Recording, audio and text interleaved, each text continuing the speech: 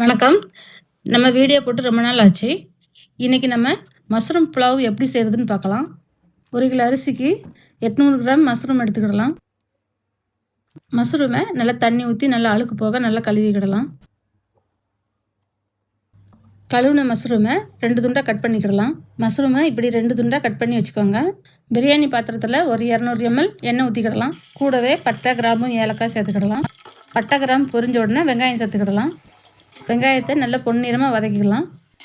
வெங்காயம் வதங்கும் போது கொஞ்சம் உப்பு போட்டு வதக்கினா சீக்கிரம் வதங்கும். கூடவே 3 பச்சை மிளகாய் போட்டு வதக்கிடலாம். ஒரு கைப்பிடி புதினா கொத்தமல்லி போட்டு வதக்கிடலாம். 3 ஸ்பூன் தனி மிளகாத்தூள், 2 ஸ்பூன் பிரியாணி மசாலா போட்டுக்கலாம். நல்லா ஒன்று போல் கலந்து விட்டுட்டு ஒரு 3 டேபிள் ஸ்பூன் இஞ்சி பூண்டு பேஸ்ட்டு போட்டுக்கிடலாம்.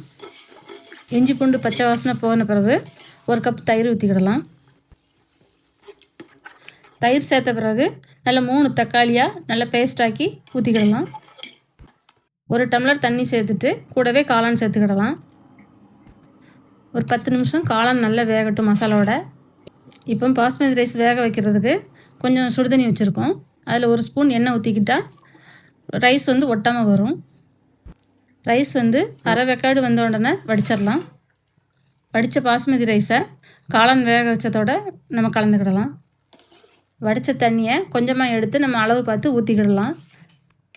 நல்லா கலந்து விட்டு நெருப்பு போட்டு தம் போட்டுக்கிடலாம். தம் ஒரு 10 நிமிஷம் வச்சா போதும். காளான் பிரியாணிக்கு அவ்வளோ தம் தேவையில்லை. தம் எடுத்ததும் ஒரு 50 கிராம் நெய் ஊற்றிக்கிடலாம். மஷ்ரூம் புலாவோட காலிஃப்ளவர் குருமா வச்சுருக்கோம்.